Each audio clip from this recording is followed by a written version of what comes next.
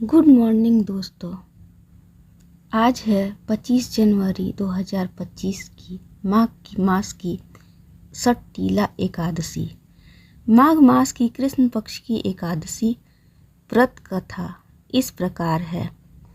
आगे मैं विधि और किस चीज़ से हवन करते हैं और क्या विधि है इसका करने का उपाय भी तरीका भी बताऊंगी। षटतिला एकादशी व्रत कथा। पुरातन काल में एक दिवस दालम्भ मुनि ने पुलस्त्य मुनि से कहा, हे ऋषिराज, जो लोग बुरे कर्म करते हैं जैसे ब्रह्म हत्या करते हैं, चोरी करते हैं, दूसरों की समृद्धि से ईर्ष्या करते हैं, कुकर्म करते हैं, फिर भी वे अधोगति नरक में नहीं जाते हैं, इसका क्या कारण है? वे कौन सा सुकर्म करते हैं, दान करते हैं या परिश्रम करते हैं जिसके प्रभाव से उनके पाप समाप्त हो जाते हैं? वह मुझे बतलाने की दया करें, मैं वह जानकर अत्यंत हर्षित होऊंगा। पुलस्त्य मुनि ऋषि ने कहा, हे दालम्भ ऋषि, आपने मुझसे अत्यंत ही गंभीर प्रश्न पूछा है। इसके उत्तर से विश्व के प्राणियों का कल्याण होगा। मैं तुम्हें इसका वह गुप्त भेद बतलाता हूँ जिससे इंद्र आदि देवता भी अनजान हैं। माघ माह के आगमन पर मनुष्य को स्नान कर पवित्र रहना चाहिए। वह इंद्रियों को काबू कर काम, क्रोध, मोह, लोभ, ईर्ष्या व अभिमान आदि से भी दूर रहें। हाथ पांव को शुद्ध जल से साफ कर पुष्य नक्षत्र में गोबर, तिल, कपास के उपलों से 108 बार हवन करें। उस दिन द्वादशी हो और मूल नक्षत्र पड़ने पर नियमानुसार रहें। स्नान आदि नित्य क्रिया से शुद्ध होकर प्रभु की भक्ति भाव से पूजा करें और कीर्तन करें। एकादशी का उपवास करें और रात्रि जागरण के साथ साथ हवन भी करें। आने वाले दिन को धूप दीप जलाकर और नैवेद्य से प्रभु की पूजा कर खिचड़ी से भोग लगावें। भगवान कृष्ण का भी पूजन उसी दिन करें। उन्हें अर्घ्य देने के लिए पेठा, सुपारी, नारियल, सीताफल लाएं और स्तुति करें। हे प्रभु, तुम पापियों के भी शरणागत हो, संसार के दुष्कर्मों में लिप्त प्राणियों के उद्धारक हो। हे विश्वनायक, हे मधुसूदन, हे पुंडरीकाक्ष, हे जगत पिता, हे लक्ष्मीपति, आप मेरी तुच्छ भेंट स्वीकार करें। तदुपरांत ब्राह्मणों को तिल दान करें। जो प्राणी जितने तिल दान करता है वह उतने 1000 साल तक स्वर्ग का भागी होता है। षट के दाने। तिल का दान इस प्रकार है। तिल का दान, तिल का भोजन, तिल का हवन, तिलोदक, तिल का भोजन और तिल स्नान। तिल दान अनेक प्रकार के पापों के विनाश में सहायक होता है। एक दिवस नारद जी ने भगवान से षटतिला एकादशी उपवास से प्राप्त होने वाले पुण्य की कथा कहने के लिए आग्रह किया। देवकी नंदन बोले, हे नारद ऋषि, मैं तुम्हें आंखों देखी एक सत्य घटना कहता हूँ, अतः एकाग्रचित हो सुनो। बहुत पहले मृत्युलोक में एक ब्राह्मणी रहा करती थी जो अपना अधिक समय उपवास में ही लगाती थी।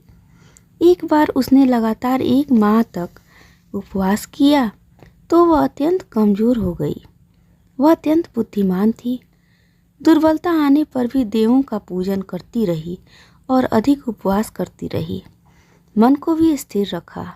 मैंने विचार किया कि इस ब्राह्मणी ने उपवास कर कर के अपना शरीर तो पवित्र कर लिया है, परंतु अन्न का दान कभी नहीं किया है। शरीर की पवित्रता से इसे वैष्णव लोक तो मिल जाएगा, परंतु तृप्ति नहीं हो पाएगी।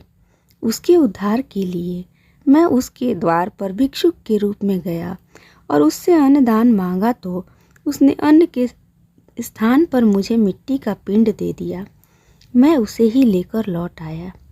तदंतर कुछ समय बीतने पर उसका देहावसान हुआ और अपने कर्मानुसार स्वर्गलोक में ही आई।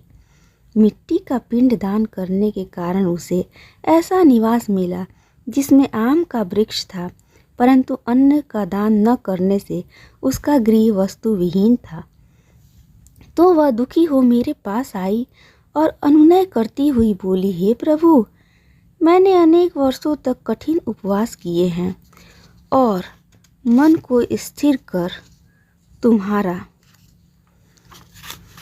स्मरण किया है, परंतु अब स्वर्ग में मुझे वस्तुहीन गृह मिला है। इसका क्या कारण है, सो मुझे कहें। मैंने उसे कहा कि वह अपने घर वापस जाकर अपना द्वार अंदर से बंद कर बैठ जाए। वहाँ तुमसे मिलने अन्य देव स्त्रियाँ आएंगी, परंतु जब तक वे तुम्हें सट्टीला एकादशी उपवास तथा दान की विधि और महात्म्य न बतला दें, तब तक तुम दरवाज़ा नहीं खोलना। भगवान के ऐसे वचन सुनकर उसने घर जाकर वैसा ही किया, और जब देव नारियां आईं और द्वार खुलवाने लगीं, तब वह ब्राह्मणी बोली कि यदि आप मुझे देखने आई हैं तो सट्टीला एकादशी का महात्म्य कहिए। उनमें से एक देव स्त्री बोली, सुनो, मैं कहती हूँ। जब उसने सट्टीला एकादशी का महात्म्य सुन लिया, तब उसने द्वार खोला। देव स्त्रियों ने उसको सब स्त्रियों से अलग पाया। उस ब्राह्मणी ने भी तीन नारियों का बतलाए गए ढंग से ही सट्टीला उपवास नियमानुसार पूरा किया और अन्न दान किया। इसके उपवास के पुण्य प्रभाव से उसका घर धन धान्य से परिपूर्ण हो गया और वह स्वर्गलोक में आनंद पूर्वक रहने लगी। इस प्रकार सट्टीला एक उपवास व दान करने से कठिन पाप भी नष्ट हो जाते हैं और मरणोपरांत विष्णु धाम मिलता है। इस प्रकार माघ मास के सट्टीला एकादशी की कथा समाप्त हुई। इस कथा के प्रभाव से मनुष्य के सभी पाप नष्ट हो जाते हैं।